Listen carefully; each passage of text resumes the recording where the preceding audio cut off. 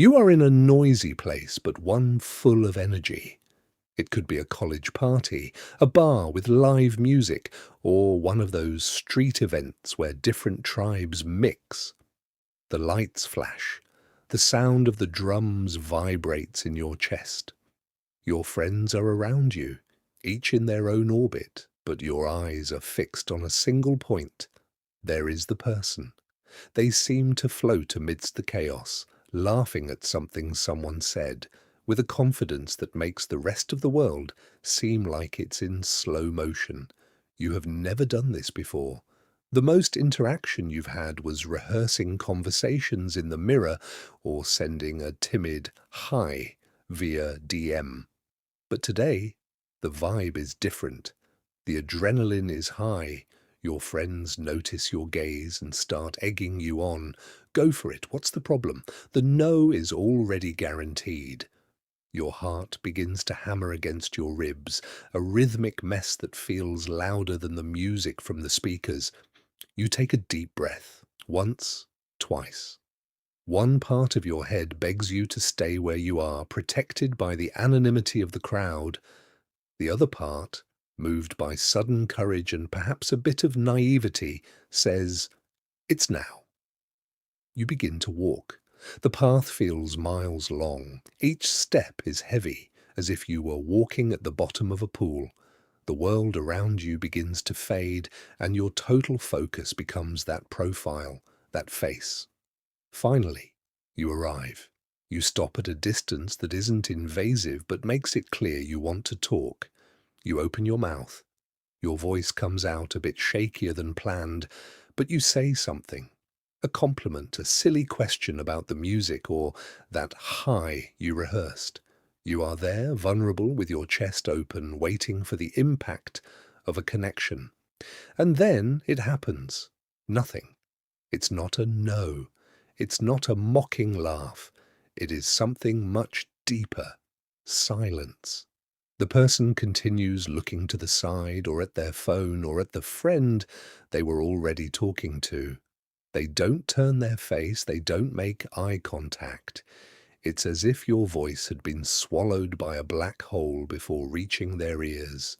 You stand there, paralyzed, with your words still floating in the air, suddenly feeling invisible. 2 seconds pass, but they feel like an eternity. You start to question basic physics. Did I actually speak? Am I in another dimension? You try a second point of contact, maybe a light touch on the shoulder or a louder tone of voice, but the barrier is insurmountable.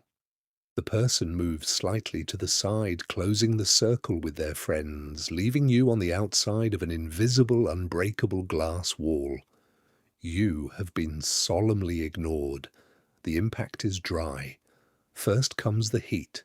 A fire that starts at the base of your neck and climbs up your cheeks, staining your face a red that you are certain everyone in the room is seeing. Your arms suddenly feel too long, clumsy. You don't know where to put your hands. You look around, praying that nobody witnessed your social shipwreck. But of course, your friends are watching. Some with pity, others trying to hide their laughter. You turn around and begin the walk of shame back to your group. The floor feels like it's made of quicksand. Every inch hurts. You think, I'm never leaving the house again. The feeling of rejection is physical, a knot in your stomach that makes your drink lose its taste and the music sound like an irritating noise. You lean against the wall, trying to act naturally, but your mind is on fire. You replay the scene 1,000 times. Where did I go wrong? What is wrong with me? But then something curious happens. Time passes. 5 minutes, 10 minutes, half an hour. The world didn't end. The ceiling didn't collapse on your head. The person who ignored you is still there, living their life, without even knowing they just became the villain of an epic drama in your mind. You realize that your failure didn't change the course of human history. Gradually, the burning in your cheeks fades. You start to laugh at yourself, a nervous laugh, but a genuine one. Your friends approach, one of them slaps you on the shoulder and says, "Damn, that one hurt even me." And everyone laughs. It's not a cruel laugh. It's the laugh of someone who has been at that same altar of the void. You realize that being ignored is a rite of passage, an invisible medal for those who had the courage to try, while many others just watch from afar. The night continues. You take a sip of water, breathe in the night air, and realize everything is fine. The feeling of being invisible disappears, giving way to an unexpected lightness. You discovered that absolute rejection doesn't break you, it just makes you tougher. Your ego, which was inflated and fragile, deflated a bit, but now it feels firmer, more real. At the end of the night, as you head home, you look at the city lights and think about that experience. It was strange. It was uncomfortable. And in a way, it was necessary. The world remains exactly the same. The people remain the same. But inside your head, something has changed.